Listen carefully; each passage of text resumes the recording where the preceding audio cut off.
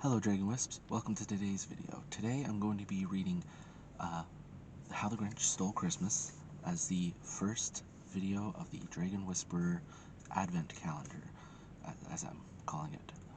So, before I begin, I'd like to remind you as always to like the video, subscribe to the channel to become a Dragon Wisp. Alright, let's do this.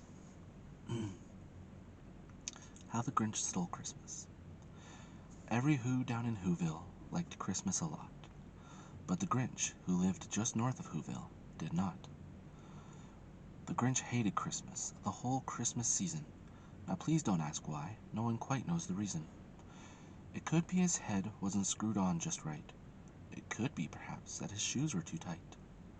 But I think that the most likely reason of all may have been that his heart was 2 sizes too small. But whatever the reason, his heart or his shoes, he stood there on Christmas Eve, hating the Whos, staring down from his cave with a sour, grinchy frown at the warm lighted windows below in the town. For he knew every Who down in Whoville beneath was busy now hanging a mistletoe wreath. And they're hanging their stockings, he snarked with a sneer. Tomorrow is Christmas, it's practically here. Then he growled with his Grinch fingers nervously drumming, I must find some way to stop Christmas from coming.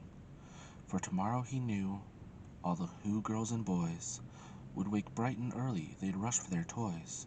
And then, oh the noise, noise. That was one thing he hated, the noise. Then the Whos, young and old, would sit down to a feast. And they'd feast, and they'd feast, and they'd feast. They would feast on Who pudding and rare Who roast beast, which was something the Grinch couldn't stand in the least. And then they'd do something he liked least of all. Every Who down in Whoville, the small and the tall, would stand close together with Christmas bells ringing. They'd stand hand in hand, and the Whos would start singing. They'd sing, and they'd sing, and they'd sing. And the more the Grinch thought of this Who Christmas sing, the more the Grinch thought, I must stop this whole thing.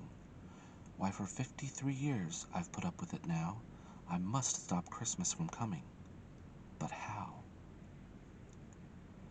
Then he got an idea. An awful idea. The Grinch got a wonderful, awful idea. I know just what to do, the Grinch laughed in his throat, and he made a quick Santa Claus hat and a coat, and he chuckled and clucked, what a great Grinchy trick, with this coat and this hat, I look just like Saint Nick. All I need is a reindeer, the Grinch looked around, but since reindeer are scarce, there was none to be found. Did that stop the old Grinch? No, the Grinch simply said, if I can't find a reindeer, I'll make one instead. So he called his dog Max, then he took some red thread, and he tied a big horn to the top of his head. Then he loaded some bags and some old empty sacks on a ramshackle sleigh, and he hitched up old Max. Then the Grinch said, "Get up," and the sleigh started down toward the homes where the Whos lay a snooze in their town. All the windows were dark.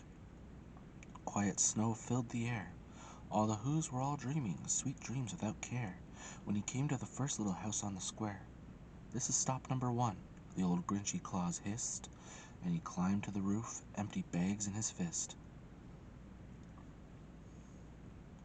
Then he slid down the chimney, a rather tight pinch, but if Santa could do it, then so could the Grinch. He got stuck only once, for a moment or two. Then he stuck his head out of the fireplace flue, where the little Who stockings all hung in a row. These stockings, he grinned, are the first thing to go. Then he slithered and slunk, with a smile most unpleasant, around the whole room, and he took every present. Pop guns and bicycles, roller skates, drums, checkerboards, tricycles, popcorn and plums. And he stuffed them in bags, Then the Grinch very nimbly stuffed all the bags, one by one, up the chimbley. Then he slunk to the ice box. He took the hoof's feast. He took the who pudding. He took the roast beast. He cleaned out that ice box as quick as a flash. Why, the Grinch even took the last can of who hash. Then he stuffed all the food up the chimney with glee.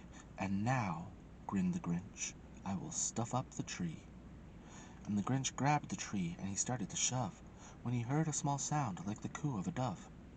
He turned around fast and saw a small who, little Cindy Lou Who, who's no more than 2. The Grinch had been caught by this tiny Who daughter, who'd got out of bed for a cup of cold water. She stared at the Grinch and said, Santa Claus, why? Why are you taking our Christmas tree? Why? But you know the old Grinch was so smart and so slick, he thought up a lie and he thought it up quick. Why, my dear, my sweet little tot, the fake Santa Claus lied. There's a light on this tree that won't light on one side, so I'm taking it home to my workshop, my dear. I'll fix it up there, then I'll bring it back here. And his fib fooled the child. Then he patted her head, and he got her a drink, and he sent her to bed. And when Cindy Lou Who went to bed with her cup, he went to the chimney and stuffed the tree up. Then the last thing he took was the log for their fire. Then he went up the chimney himself, the old liar. On their walls he left nothing but hooks and some wire. And the one speck of food that he left in the house was a crumb that was even too small for a mouse. Then he did the same thing to the other Who's houses, leaving crumbs much too small for the other Who's mouses. It was 1/4 dawn, all the Who's still abed, all the Who's still a snooze when he packed up his sled. Packed it up with their presents, the ribbons, the wrappings, the tags, and the tinsel, the trimmings, the trappings. 3,000 feet up the side of Mount Crumpet, he rode with his load to the tip-top to dump it. Pooh-pooh to the Who's, he was grinchishly humming. They're finding out now that no Christmas is coming. They're just waking up. I know just what they'll do. Their mouths will hang open a moment or two.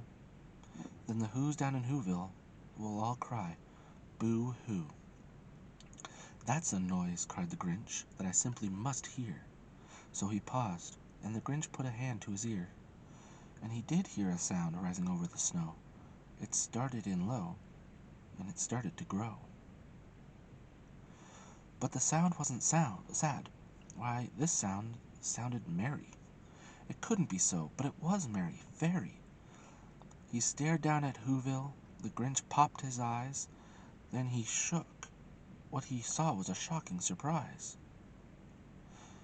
Every Who down in Whoville, the tall and the small, was singing, without any presents at all. He hadn't stopped Christmas from coming. It came. Somehow or other, it came, just the same. And the Grinch, with his Grinch feet ice cold in the snow, stood puzzling and puzzling. How could it be so? It came without ribbons, it came without tags, it came without packages, boxes, or bags, and he puzzled 3 hours till his puzzler was sore. Then the Grinch thought of something he hadn't before. Maybe Christmas, he thought, doesn't come from a store. Maybe Christmas, perhaps, means a little bit more. And what happened then? Well, in Whoville they say that the Grinch's small heart grew 3 sizes that day, and the minute his heart didn't feel quite so tight, he whizzed with his load through the bright morning light, and he brought back the toys and the food for the feast, and he himself, the Grinch, carved the roast beast. I hope you enjoyed this reading of The Grinch, or How the Grinch Stole Christmas.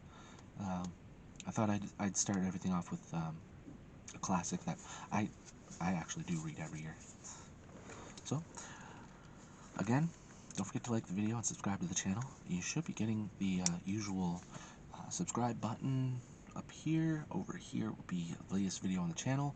Over here will be a video recommended for you by YouTube. And over here will be a playlist of the Christmas Advent videos.